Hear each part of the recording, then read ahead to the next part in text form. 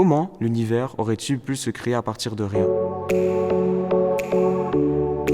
Cela nous amène à une grande théorie, désormais devenue une science à part entière, la thermodynamique. Cette branche de la physique traite la relation entre la chaleur, l'énergie et la matière. Et elle implique que quelque chose ou quelqu'un était déjà présent au moment de la création de l'univers. Pourquoi ?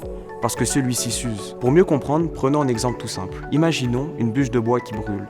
Cette bûche finira par se consumer, elle s'usera. Elle deviendra donc de la cendre, mais celle-ci ne peut redevenir du bois. C'est pareil pour le soleil. Celui-ci contient de l'hydrogène qui se consomme de plus en plus. Et dans 5 milliards d'années, cet hydrogène aura complètement disparu. Les étoiles, elles aussi, arrêteront de briller. Tout cela disparaîtra et de nouveaux astres seront peut-être formés, mais avec la même énergie qui a servi à leur création.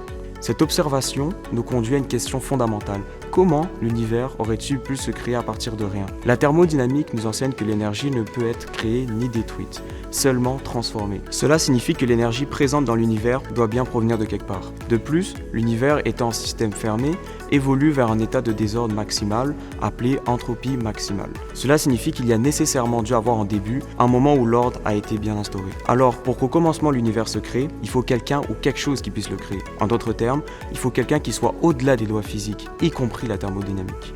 Il faut que cette personne existe tout simplement, mais qu'elle ne soit pas affectée par l'espace et le temps. Un être qui ne soit pas affecté par la durée de vie afin de pouvoir créer l'existence. Cet être, nous l'appelons Dieu, et son existence s'explique par le fait même de la création. L'univers ne peut venir du vide, puisque le vide n'est rien. Et pour avoir une création, il faut bien disposer d'un créateur.